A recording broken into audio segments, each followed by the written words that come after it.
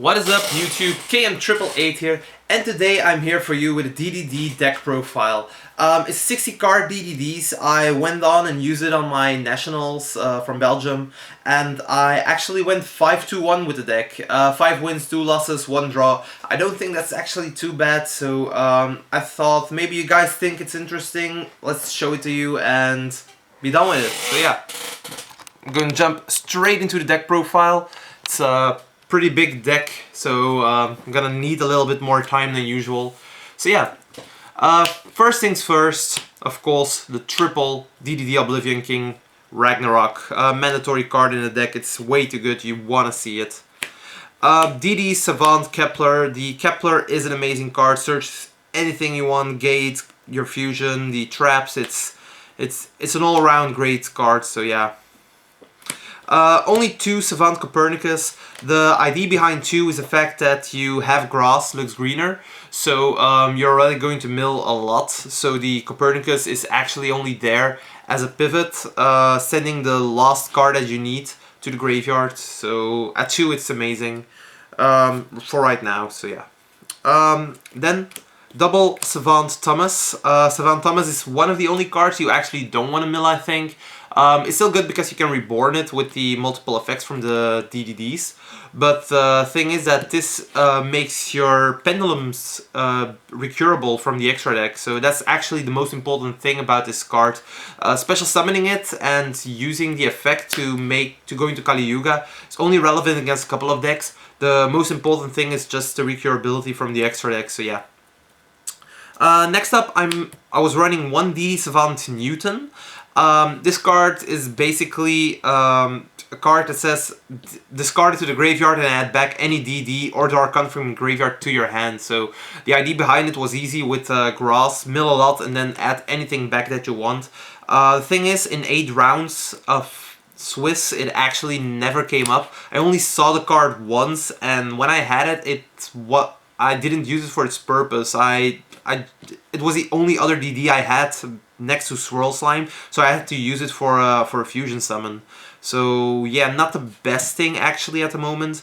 Might see play in other future decks, but at the moment I think I'm actually going to cut a card, so yeah. And then the final Pendulum monster is DD Orthros. It's a 60 card deck, you can actually really surge this out really easily.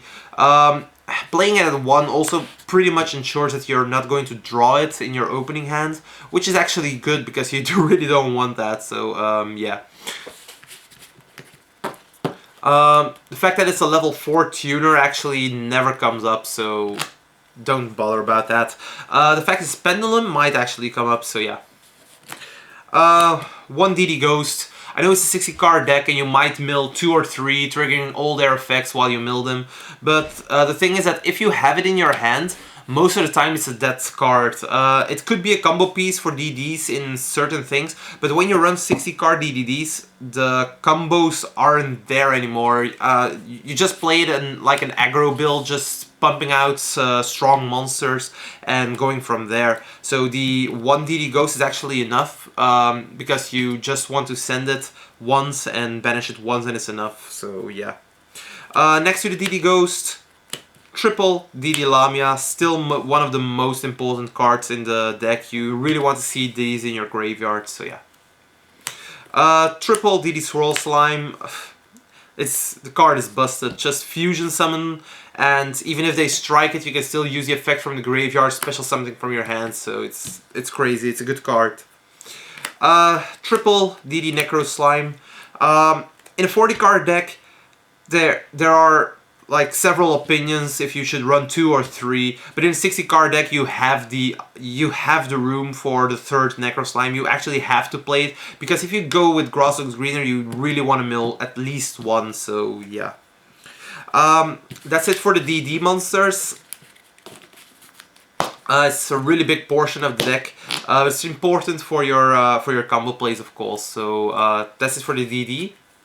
For other monsters that I'm playing, I'm running a kaiju engine.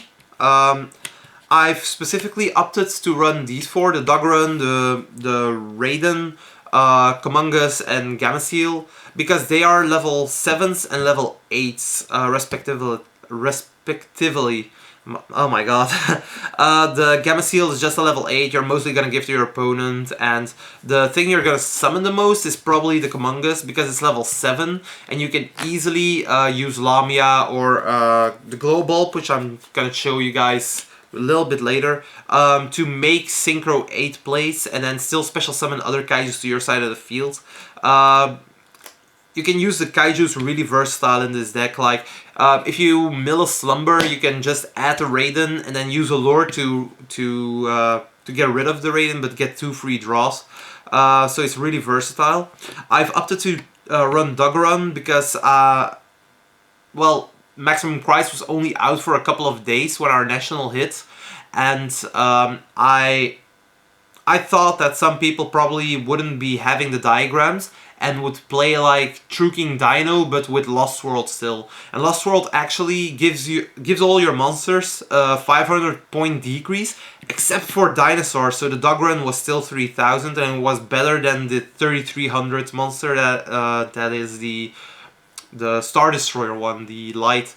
I don't know which one it is exactly, but the Dog Run seemed better for me. Also, these two are level 8, the Gamma Seal and the Doggerun, so if I special summon them to my side of the field, I can still make Hope Harbinger with them. Well, with 1 and a DD, of course. Also, the Raiden is also level 7, so it's also good for Synchro 8 plays. Next to the kaijus, I actually read another card that got rid of monsters. I opted to main deck double Winged Dragon of Ra's Fear Mode for this Nationals. The thing is, I didn't want to main deck 3, because I was afraid that I'd see too many dinos. But of course against Infernoid, against Zoo, this card is also still pretty good. But against True Draco, this card hardly sees any play, and I didn't want to see it that often, but just now and then. And the thing is, on the entire tournament, I've seen it 4 or 5 times. Opponent never had 3 monsters on board. It was really annoying, because every time they had 3 I never saw it, every time they didn't have 3 I saw it, and I might actually just cut them. It was a meta call for the Nationals, but I don't think I'd do it again. I probably wouldn't even side them in, because they're expected against decks like that. And then people just don't leave 3 monsters on board. Like once I used Grass, I milled a Winged Dragon Frost Fear Mode, my opponent knew I was main decking it, never made 3 monsters on board, just to put fear in it seems, but the other Winged Dragon Frost is pretty dead in my hand at that point, so yeah. Yeah, double Winged Dragon Frost Fear Mode. Didn't really work out, I'm definitely going to cut them as well, I think. Then for another main deck option, I opted to main deck double Vanity's Fiends. In a 40 card deck, I main deck 3 because I really want to see it as much as possible. But in a 60 card deck, the thing is that consistency is key, and really, to be really blunt about it, I opened up double Vanity's Fiend like 10% of the time in my test matches, and I really didn't want to see that many Vanity's Fiends, so I cut it down to 2. And I saw it on the Nationals, I think, 4 or 5 times, but every time I summoned it to the field, definitely gave me a big advantage, except against the Paleo matchup. I summoned it there, and they just used the Dino Mysicus to banish the Vanity's Fiend in their turn. Was kind of sad that they had it at that point, but yeah, that's a game, of course. But against the Zoo matchups, this card was really bunkers, so yeah, double Vanity's Fiend. And then for the final 2 cards, the final 2 monster cards, I'm running 1 Glow Bulb. I love to mill it with Grass, it looks greener, but I also really love to just be able to normal summon it. Make a Synchro, use its effect, mill, special summon it back, and make another Synchro. So Glow Bulb, really amazing card in the deck overall.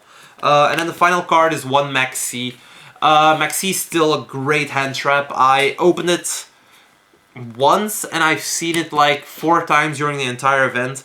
Against Paleo, the card was actually busted because it won me a game, where I just kept it in my hands the entire match, and I had a lot of options to activate it, but I just waited, and at the final turn, when I thought I had game, they used a trap card, tried to chain the Paleo in the grave, of course, but I intervened with the Maxi. I couldn't get a draw, but they didn't get their Paleo, just attacked for game because of that. Maxi, really important. At the moment, it's the only hand trap in the deck. I didn't have Ash Blossoms yet because, well, it was only just out, and on the Nationals they asked ridiculous amounts of money. So yeah, I didn't want to buy them right then. If I had them, I probably would have run them over certain cards, and I think they would have gotten me another game. So it would have been worth it to get the top 16 of place, of course. But you never know that on, at first hand. But I'm definitely going to run triple Ash Blossom in this deck. Card is busted. But yeah, for now, 1 Maxi. It was enough, so yeah. For spells, running the triple Dark Contract with the Gate. Gate's still the most important card you have for spells. Searches anything you want, it's just crazy.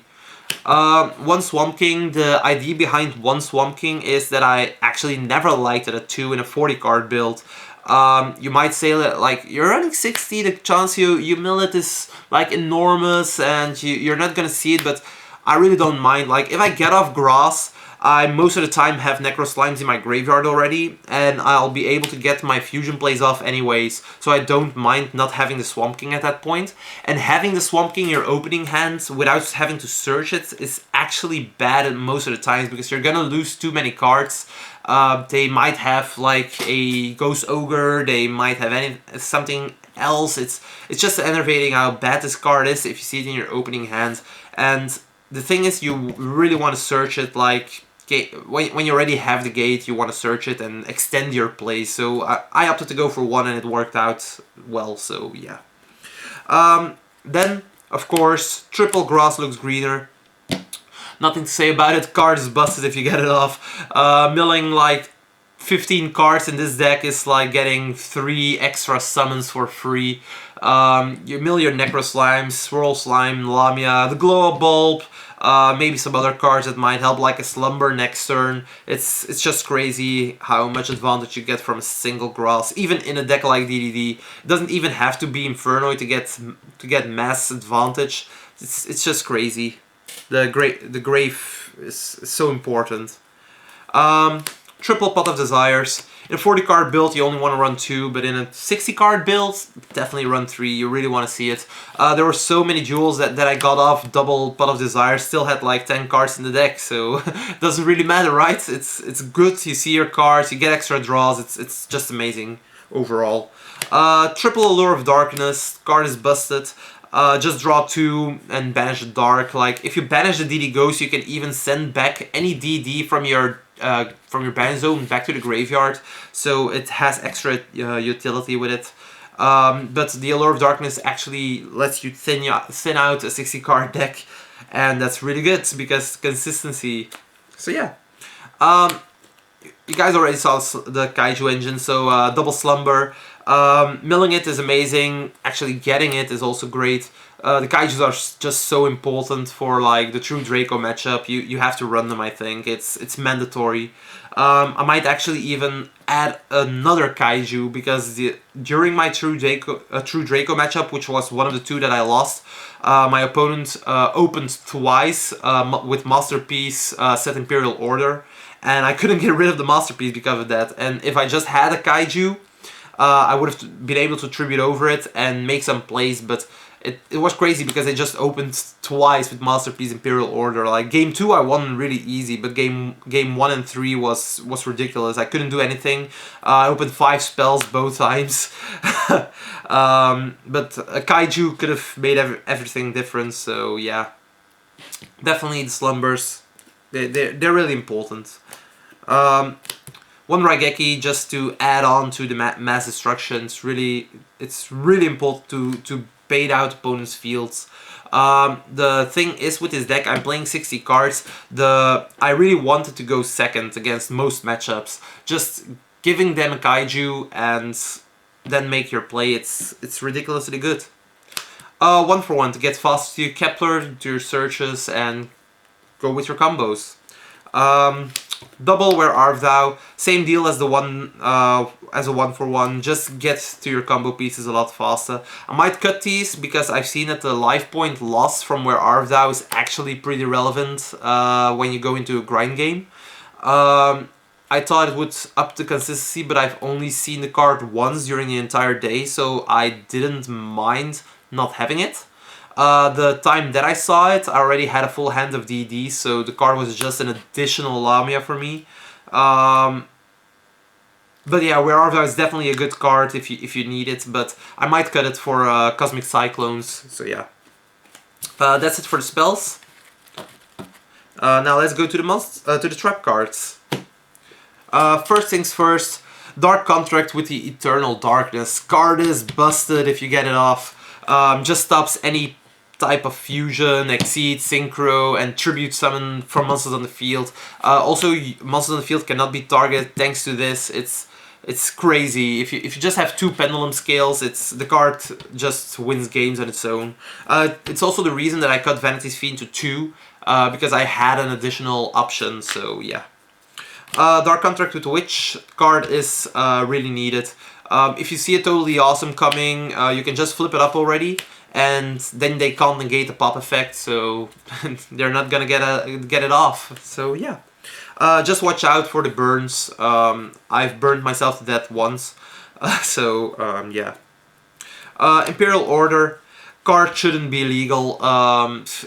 I don't know what Konami was smoking at the time they brought it back with the errata. The errata might have weakened the card, but it's still so powerful, negating all spell effects on the field. It's just busted. If I have it when I just made my field, no one's getting over it. It's stupid. Triple Solemn Strike. The Solemn Brigade was really important for my deck. The point that I want to do was break my opponent's board with the kaijus, with the Raigeki, Winged Dragon Frost Sphere mode, and then make my board and protect it with Solemn Strike. It was the premises of the deck, and it actually really worked out. I saw the things that I want to do a lot, and made me go 5-1, so I'm really happy. Same thing, double warning to negate, also to negate through the Masterpiece. And same thing with double scolding. I just wanted to stop everything. These might go out because the 3000 cost is actually really a lot. This was the reason that I burned myself to death that one game. So yeah. Also with Tyranno Infinity running Rampage, this card is actually really risky. So I'm definitely going to swap these ones out, I think. At least to try it out. That was it for the main deck. I'm gonna go to the extra deck first. Double Genghis, still mandatory. Double Oracle King, and 1 Beowulf. 5 fusions, I really think it's important. You can easily make these only already with your Swirl and Necro Slime, so you don't really need the Swamp King, but it's just there to make the additional play, so yeah. I really like 5 fusions in this deck. Next up, only 2 exceeds. Kali Yuga, Hope Harbinger. I'm not playing the Princess Sprout in a 60 card build. Just the possible 1 draw from the Princess Sprout. Also revealing to your opponent what it is. I don't think it's that great. If you have the Lamia, just go for the Synchro play. So yeah. These are the only 2 exceeds. Now for Synchros, Formula, still an important card. I'm not running the Librarian. Like I said in the beginning of the video, I think combos aren't going to happen in this deck anymore. You might actually get a combo, but getting like the Librarian combo, which requires 4 specific cards, it's just too far-fetched. So I cut it. I replaced it with something else, and just go a little bit more aggro. So I'm really happy. The Formula Synchron, 1 Alexander, I still really like it. It just puts you up so good. It's really awesome. The 1 Meteor Burst Dragon, still a good card. I only summoned it once, but it came in handy. But the theory is there. Like, if you have any scale, you just summon it, special the scale. Like, if it's a Ragnarok or Thomas, this card is busted. Also with Kepler, like, if you have a Kepler that you haven't used, you summon this, get Kepler, get a Surge. It's amazing. For level 8, the Siegfried and the Crystal Wing. Some people might think the Crystal Wing isn't needed anymore because you put too many resources in it. But the Grass Looks Greener actually gives you so many resources. It's fucking funny. Crystal Wing, just summon it on the field. It's really a lifesaver. Siegfried is there, negate spells and traps. It's overall a very good card. Cypher Lord Omega, I really like it. It it helps getting back your pieces that are banished, and it's just there to interrupt, so it's really good. And then the final level 8 is 1 Beals. Everybody knows already, I think, that Beals is like auto win against True Draco. Like if it's Zoo True Draco or Melfo True Draco, they still have outs in Trillium, in Alcahest, the Whiptail, but mostly you can protect the Beals with things like the Crystal Wing and the Siegfried, so you have to see what you're doing at that point. But against True Draco, the pure build, Beals is a good game, so yeah. And then the final card is Trishula. I really like the Trishula. It comes in clutch when the opponent doesn't have a lot of cards, so it's a really good card at that point. That's it for the extra deck. 15 cards, of course. Let's go into the side deck. The side deck was actually really good. I was surprised. I didn't see a lot of cards of it because, well, 60 card deck, of course. But when I saw what I wanted to side, it was really, really good, so I was happy. Triple Denko for the Paleo matchup, of course. Paleos are still there. True Draco might be a big matchup for them, but just run the Gamma Seals. You can recur them with the Toads, and it could be fine, actually. So the Denkos are still there for Paleo. I'm running Triple Kaiku, the Ghost Destroyer. The thing is, yeah, stopping the opponent from banishing from the graveyard is really, really important. Like, if they have a Masterpiece on the field and you summon a Kaiku, they can't banish the continuous traps and spells from the graveyard to pop. So you basically put their Masterpiece on hold and you can just go with your combos without getting interrupted. So the Kaiku is really important on that behalf. Also against Infernoise and against Fairy Tail Snow, this card is really good. At the moment I'm testing it out at 3, I might cut it down to 2 because it's not that important of a card, it's not a game changer. But it's definitely handy in my deck because I summon big monsters a lot. 1 Brain Control, I really liked it. Worst case scenario, I use it to get back my own kaijus because they are able to be normal summoned or set. Best case scenario, I use it to steal any True Draco monster, so yeah, it's there for that. Triple Mask for Strict, just stop them in their tracks. The card is really busted against True Draco, so yeah, just play it.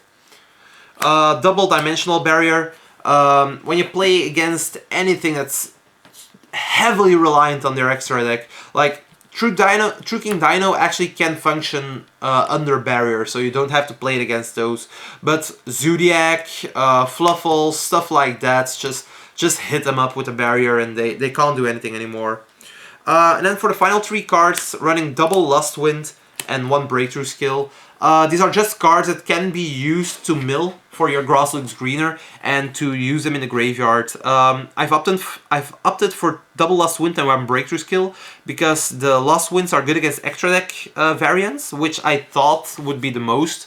My prediction was there would be the most of True King Dino and then True Draco, so I went with 2 Lustwinds and 1 Breakthrough Skill. Now in reality our Belgian Nationals actually had more True Draco than anything else, I think.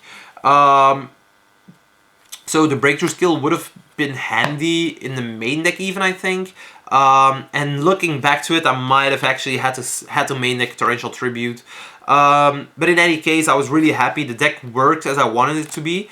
From all the duels that was in, I only bricked once, like 1 total match, like game 1, game 2, and I still got the draw from it, so I was able to grind through the Paleo player, but I still got the draw.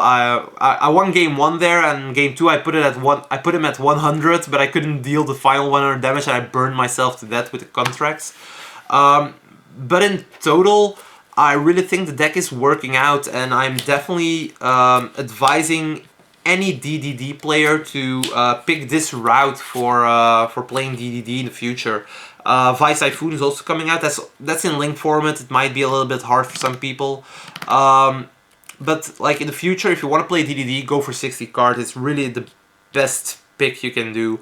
Combos are fun, but if they break it, your board is gone and you have nothing left. So I've tried it out. I won a lot. Might be harder in the beginning to learn, I had a little problems trying to figure stuff out, but at the end of the day, I'm still happy. Deck worked out, and I know what my changes are going to be. So yeah, that's it for the deck profile. Yeah, sorry if you hear my bird. He's like screaming a lot, but yeah. Anyway, I'm gonna leave you guys, and I'll see you guys in the next deck profile. Ciao!